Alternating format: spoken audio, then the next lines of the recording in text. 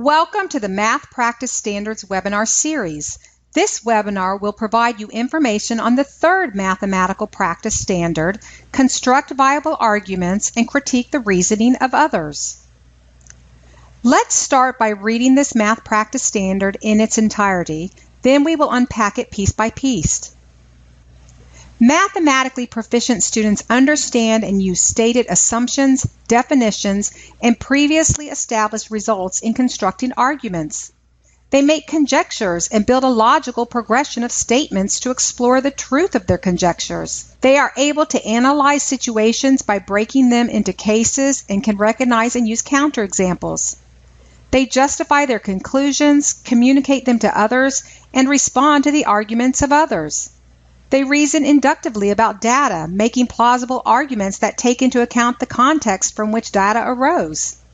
Mathematically proficient students are also able to compare the effectiveness of two plausible arguments, distinguish correct logic or reasoning from that which is flawed, and, if there is a flaw in an argument, explain what it is. Elementary students can construct arguments using concrete reference such as objects, drawings, diagrams, and actions. Such arguments can make sense and be correct even though they are not generalized or made formal until later grades. Later, students learn to determine domains to which an argument applies. Students at all grades can listen or read the arguments of others, decide whether they make sense, and ask useful questions to clarify or improve the arguments. As you can see, Math Practice 3 covers several habits that students should be proficient in. Let's now break each section down so we can fully understand each of these proficiencies. The beginning of the practice wants the students to be able to use prior knowledge, definitions, and appropriate rules in making an argument. As students construct their argument, students should use proven information to justify that argument. Proficient students have the ability to break situations in parts or cases and use counterexamples. They can justify, communicate, and defend their work and that of others. And finally, in addition, this practice calls for the analysis of arguments or answers, deciding if they make sense or being able to provide alternatives and reasons for the thinking. Now that you have a clear understanding of what Math Practice 3 entails, let's move on to the implementation of this practice in the classroom. This will involve the necessary planning needed for authentic tasks and problems to be incorporated in the lesson design. How many of our plans have stated, text page 25 with partners, or adding fractions, page 45, work in pairs? Is this how we best verify that our students are working collaboratively? We know the standards state that students should be collaborating since it's part of every new evaluation rubric.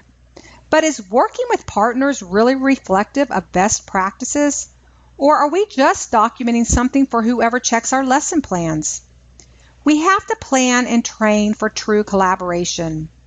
While planning, the teacher's role includes putting the proper structures into place. We must train the students how to explain and verify using mathematical vocabulary. We have to teach them how to properly explain their thinking, even role play how to communicate mathematically. An authentic collaborative environment is prepared for and includes mathematical discourse around specifically selected engaging tasks. This takes time and practice in the beginning, but it pays off in the end. So what does planning for Math Practice 3 and mathematical discourse look like? Planning for any math practice is looking at the actual student experiences that will occur as you teach the concepts. It's about how the students will be learning the concept. What will it look like in your classroom? It will look like active mathematical discussions as students collaborate on problems and tasks. But Math Practice 3 is more about what it will sound like. If properly implemented, students will be justifying their solutions, using proper academic vocabulary, and being able to actively listen to others and respectfully critique their mathematics. And it should sound like this often. Students should always be expected to explain and justify their work, even if you just call on them as they raise their hand. The answer should never be enough. Verbalizing their thought process should be a routine occurrence in every math classroom. So how do we know that our students are developing the habits of mind that are needed to be proficient? We pose questions to the students, to ourselves, and eventually expect our students to pose these types of questions to themselves naturally. Here are some reminders as you design your student experiences. These questions will lead to better lessons. Do the activities and discussions in my classroom focus on proving the solutions? Do I use rich tasks that allow students to create and defend their answers?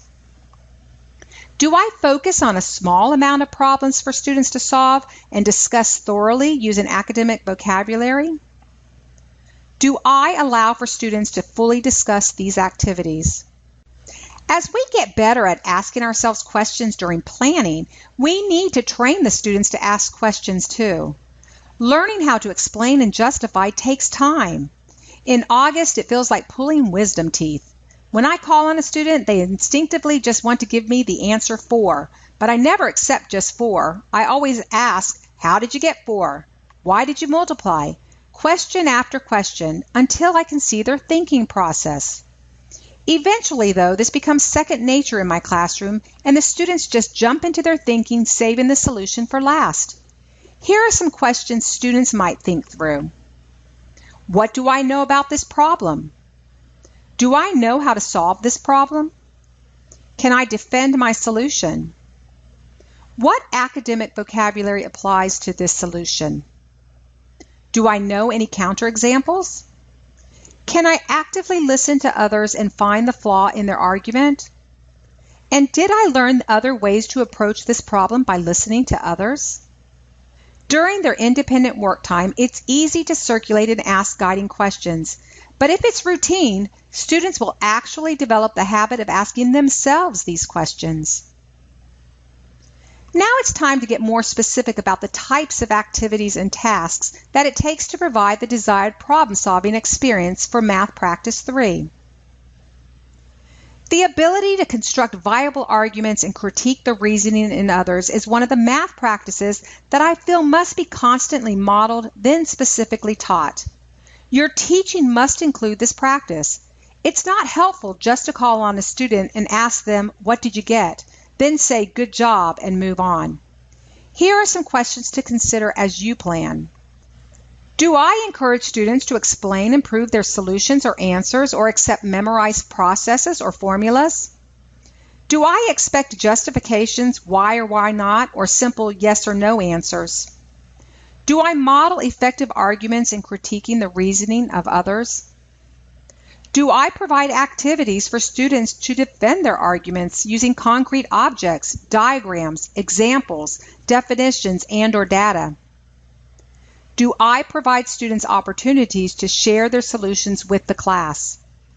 Always ask students to explain and justify, just as you do when you're providing direct teaching.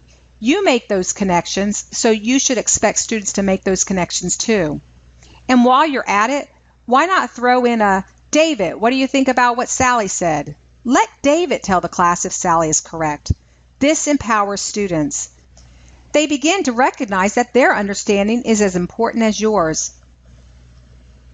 As I previously stated, this practice has to be modeled and taught. Teach your students these words: argue, assume, clarify, conclude, critique, defend, infer, justify, predict. Put them on a word wall or anchor chart. These are the actions of a proficient math student. And we want our students to be able to perform these actions as they communicate mathematically. Students may be ready to explain and justify their explanations, but critiquing others is another type of hurdle. With bullying and self-esteem and kids just being kids, this part of the practice can become delicate. So we teach them what respectful critiques sound like. Students need explicit instruction in the use of academic verbs that will help them construct viable arguments and critique the reasoning of others. I believe that these, among others, are important for students to learn and use. Actually, consequently, furthermore, hence, however, instead, likewise, I agree with, I disagree with, similarly, therefore, I like the way you stated blank, however blank, one thing to add. Let's start with this task. I actually got it off of Facebook. It's one of hundreds of order of operation problems that sadly stump most of the adult population. But it is a great problem for constructing viable arguments and critiquing others. Have the students work independently. Ask them to write their answers on a dry erase board and jot down the most popular ones. Then go. Ask different students to explain and justify. I normally call on an incorrect answer first.